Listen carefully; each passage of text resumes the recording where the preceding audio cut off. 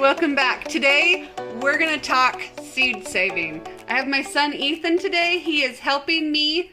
Hi, welcome back. Today we're talking seed saving. So let's get started. You're gonna want some tomatoes to save the seeds from. You're gonna want any type of jar or reusable plastic with no holes at the bottom so that it will hold the gel, the seeds, and some water.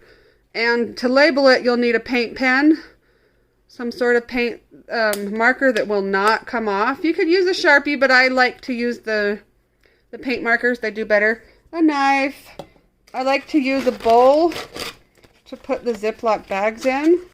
I like to use a bowl to put my Ziploc bags in.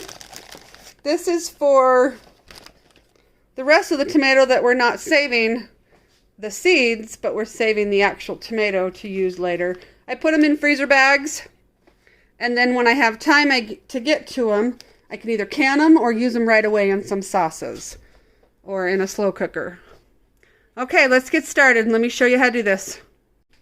So we are going to save the seeds to the Kentucky beefsteak right here.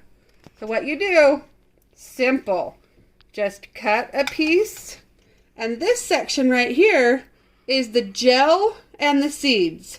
This stuff is going to be scooped in to the bottle. You can use a mason jar too if you want.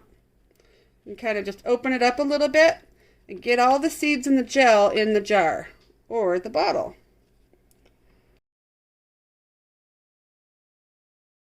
And then when you're done pulling all of the gel out, then you take this, oh, there's a little bit more, let's get some more out. Then you take the rest of this tomato and you put it in a Ziploc bag to freeze for sauces.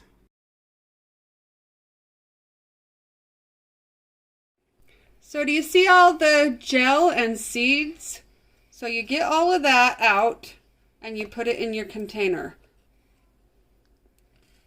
So sometimes if you squeeze the tomato a little bit, it comes out a little bit better.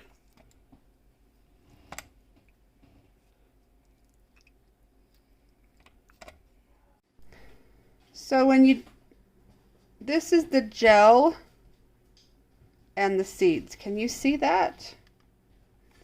And then you take the gel and the seeds and you stick it in your container. And then you have, see that? Then you put a little bit of water in it, and then you have it ferment on your counter. Then you put it in a little strainer, and then you put it on a paper plate to dry out. I ferment some seeds so that I can start new ones. So you put the gel and the seeds in a cup. You put some water in there and you let them sit.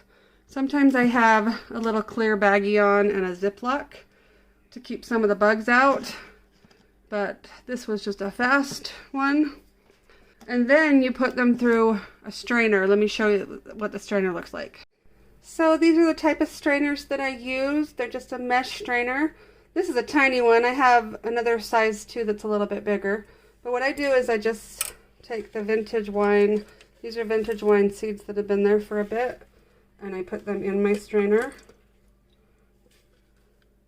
And then I take some of the water, and I just kind of rinse it out.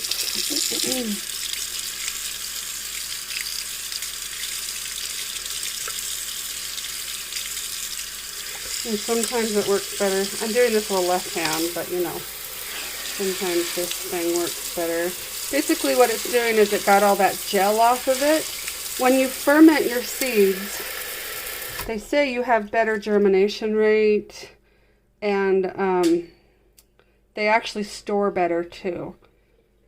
But I've done it without fermenting and they grow just fine. But if you're going to be doing a lot of trading, the fermenting process, it just looks better and you're able to share a lot more. Like I said, you're able to store it a lot better. So then we go to the next stage of seed saving. Let me show you. So then you put the strained seeds on a paper plate that you have labeled. There's quite a few here. some Amana oranges, a striped Roman, great white, vintage wine. Some are going to take a lot more to dry.